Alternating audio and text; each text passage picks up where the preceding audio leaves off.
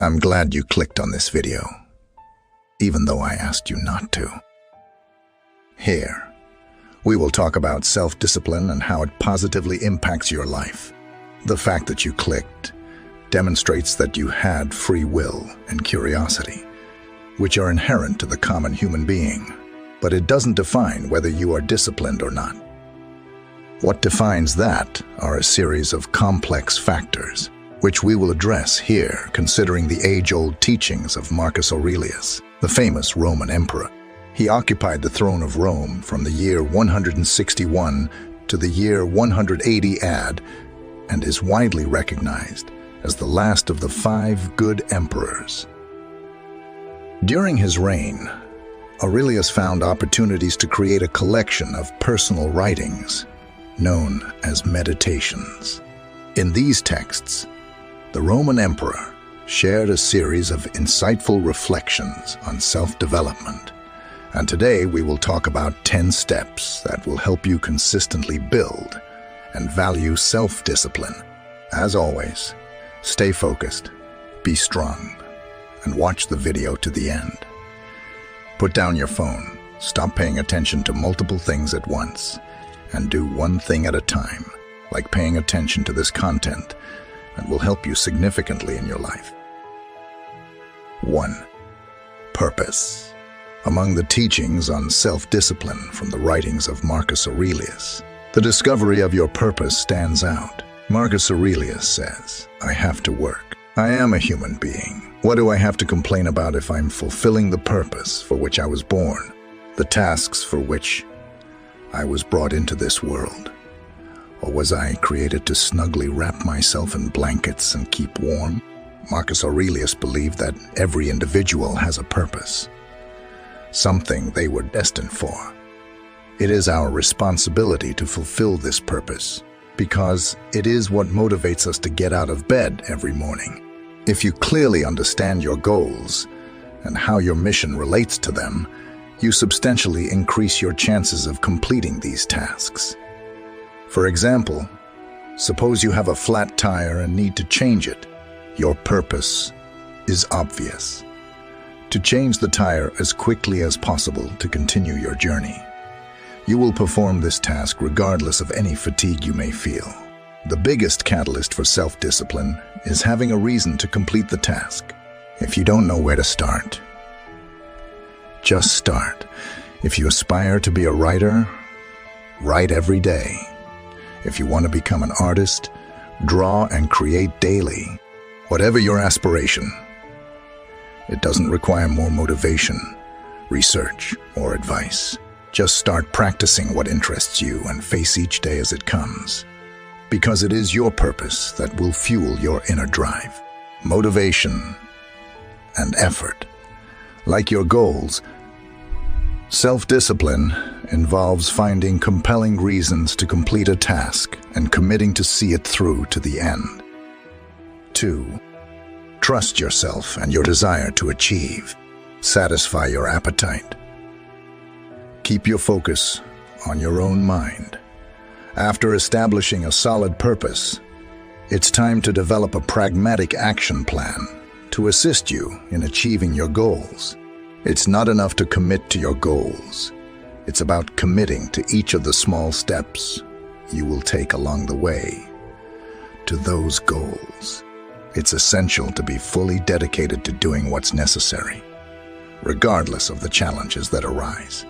Self-discipline is the ability to take action, to do what needs to be done, regardless of your physical, mental, or emotional state.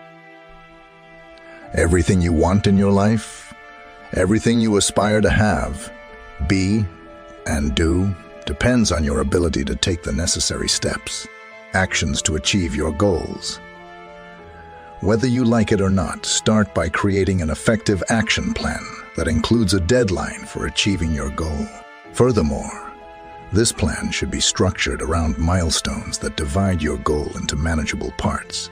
Using Marcus's teachings will ensure that you are making progress toward the desired outcome in small increments of time. This strategy puts you in control. It provides a sense of mastery over the tasks and projects you are conducting. Ultimately, what you seek to avoid is succumbing to the feeling of overwhelm. A too heavy load can quickly lead to procrastination, and procrastination, in turn, can lead to stagnation. And of course, where there is stagnation, self-discipline cannot flourish. 3. Be present every day. You must build your life step by step and rejoice in each accomplishment as much as possible. And no one can prevent that, even after establishing a solid purpose and a practical plan. Most of us fail to reach our targets. We often fail due to lack of consistency. It's necessary to show up daily and commit to the work. The simple act of showing up and immersing yourself in your vocation has a positive impact on mental resilience. It develops your focus and embraces the challenging process required to achieve something significant. You need to invest countless hours of work before you start reaping any benefits. Self-discipline involves cultivating the habit of consistency, finding the motivation to do something repeatedly until it becomes second nature and you begin to see results. So even if an occasional failure occurs, such as not exercising when you should, it doesn't define who you are. It shapes your discipline and willpower and your ability to continue. Failure doesn't define who you are. Your ability to persist is what forges your discipline and resilience to move forward.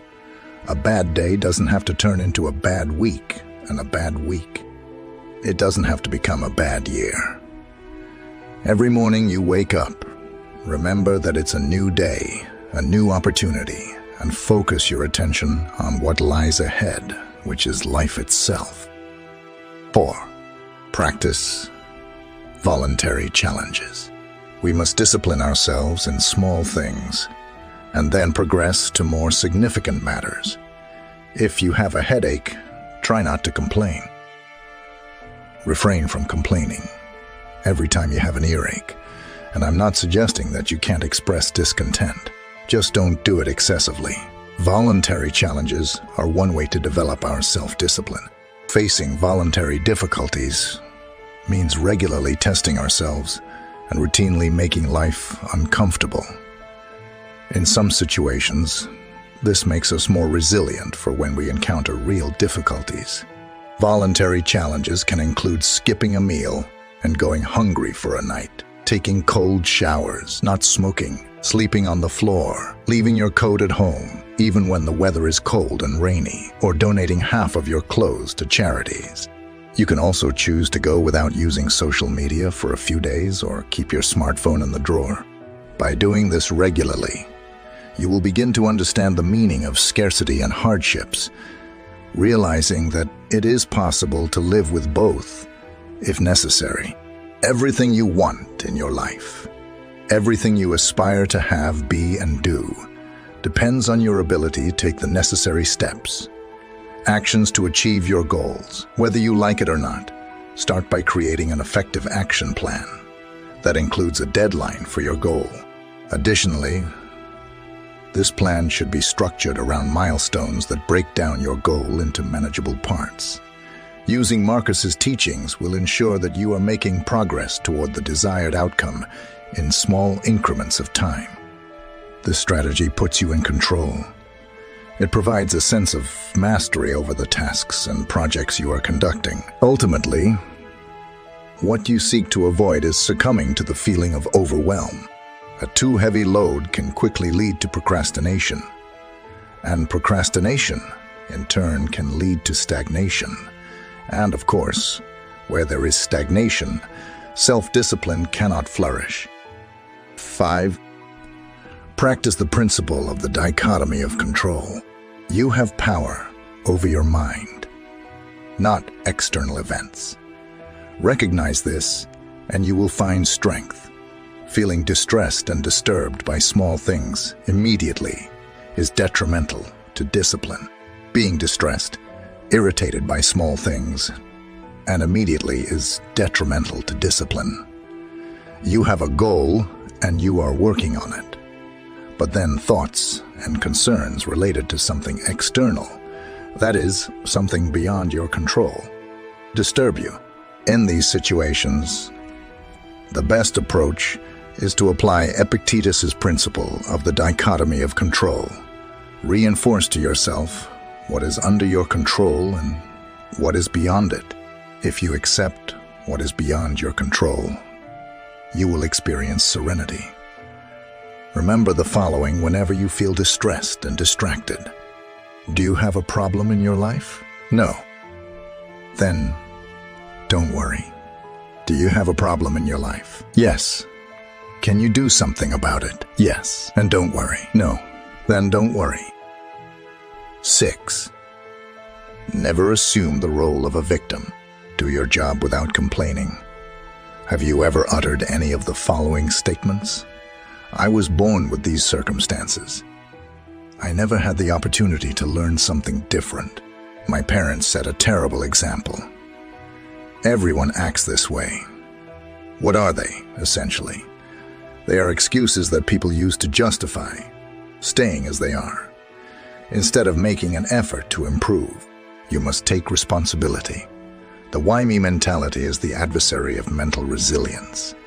You may not be to blame, but the course of your life depends on your ability to identify what is under your control and act on it with your own hands.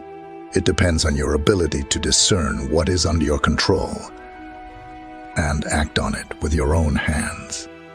It is essential to train your mind to approach situations in this way. Instead of automatically resorting to self-pity, it's undoubtedly easier to blame others when something goes wrong. However, only those with a considerable degree of mental fortitude can move forward, even when the fault is not theirs, and set things right. Those who take the initiative to act, not the ones who look away and point fingers. When you victimize yourself or blame your current situation, you relinquish control and absolve yourself of personal responsibility. And without a sense of ownership, significant progress becomes an impossible task. 7. Practice delayed gratification. In the words of Marcus Aurelius, so you were born to feel nice? Instead of doing things and experiencing them, don't you see the plants, the birds, the ants, the spiders, and the bees going about their individual tasks, putting the world in order as best they can, and you're not willing to do your job as a human being? Why aren't you running to do what your nature demands? Delayed gratification implies the ability to wait to achieve your desires. Imagine a situation at a Christmas party when you are faced with plates full of delicious and tempting food while trying to lose weight. If you give in and fill your plate with calorie-laden snacks, it may harm your diet, but you'll have instant satisfaction. If you can resist and spend the evening eating salads and munching on carrots, you'll probably have an even greater reward in the future. Losing those unwanted pounds and being able to fit into your favorite jeans. This ability to resist temptation and stay focused on our goals is often called self-discipline, and the postponement of gratification is often seen as a central part of this behavior. We delay what we want now so that we can achieve something different, something better later. 8. Disregard the naysayers when someone blames you or hates you, or people express similar criticisms. Look into their souls and see what kind of people they are. You will realize there is no reason to worry about anxiety over their specific opinion of you. Whenever you step out of the norm and assert, even if only to yourself, that you believe you have a special purpose in life and are willing to do whatever it takes to achieve it, you will attract naysayers. Naysayers are individuals who criticize, object, or oppose something. Naysayers love to say no. They may like you, but they fear progress. So, they are against everything, and their opinions are simply detrimental to your self-discipline. You must understand that allowing yourself to get upset about the opinion of someone you don't know or respect is as useless as getting upset about the weather. It's a waste of energy. Their voice doesn't deserve your attention. Don't hand over your peace to strangers who can disturb it as they please. You should actively seek honest feedback from those you respect. But if someone consistently has a history of being a naysayer, ignore them. 9.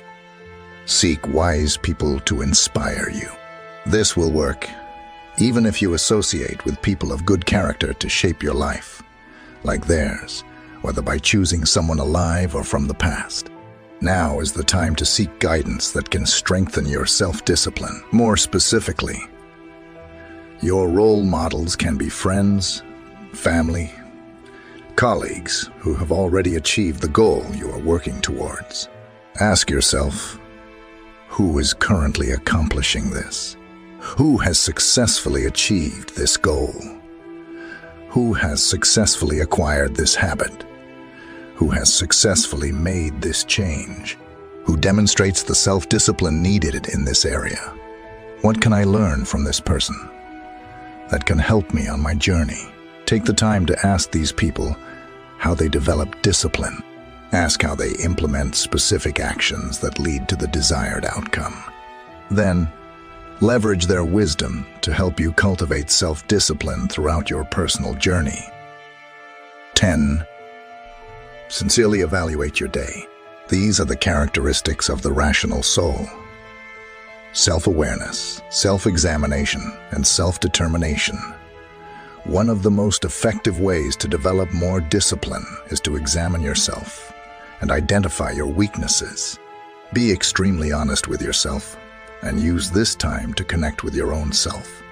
Practicing nightly evaluation consistently will increase your self-awareness at all stages of the day, because you will actively gather information to formulate constructive responses to these questions. Ask yourself, what did I do well today? Where was my discipline and self-control tested? And how did I perform? What did I do wrong? And why did it happen? Furthermore, how can I improve? Now you have an idea of how you can improve tomorrow. But don't blame yourself. Follow Seneca's example and forgive yourself. Practice self-compassion. Research shows that forgiving yourself rather than blaming yourself is what prevents procrastination.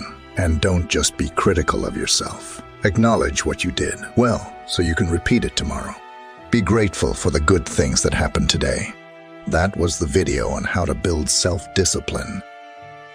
Thanks for watching. Don't forget to like the video and subscribe to the channel if this content was rewarding for your life. I'll leave 2 videos here that you might be interested in watching too. See you soon.